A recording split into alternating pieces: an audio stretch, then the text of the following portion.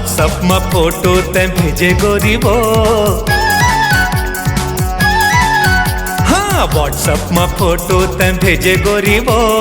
काने में बाली वाली होटे में पोते लाली वो। मोला बड़ा नीक लागे जी।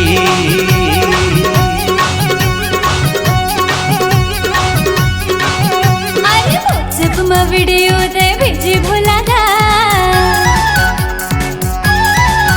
हाँ व्हाट्सएप में वीडियो ते भेजे भोला दा। मोला पटाने वाला चार भटिया रायपुर वाला रे। मोला बड़ा नीक लागे रे।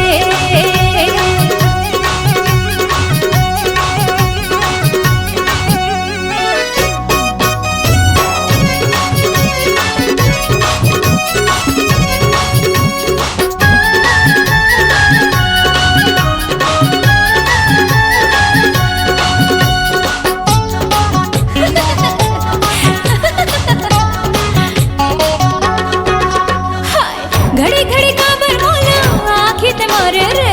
गाड़ी बुला के राजा सीखी बकरे रे। हाँ इलू इलू तोर संग माँ कबले बतावत हूँ। डाउनलोड कर ले मोला अब मैं जतावत हूँ। फेसबुक में मैसेज ते चैट कर ले जी।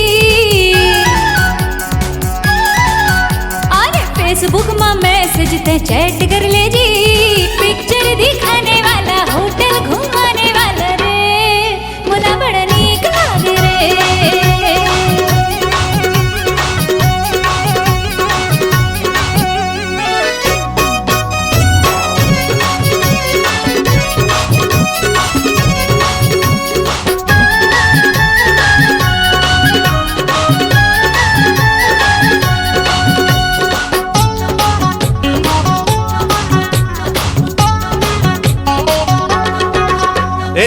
डीजे के डिस्को माँ मोला झन्ना चाहते हैं वो।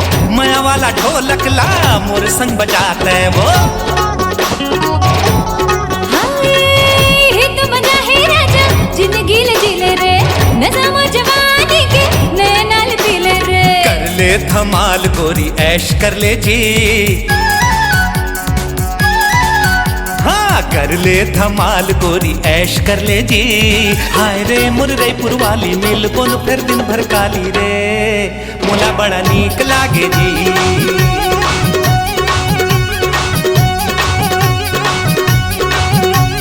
व्हाट्सएप में वीडियो ते भेजे भोला दा।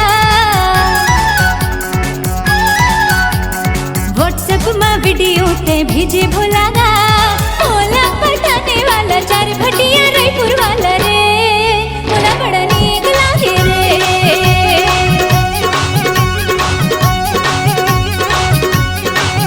अरे काने माँ बाली वाली होटे माँ पोते लाली हो।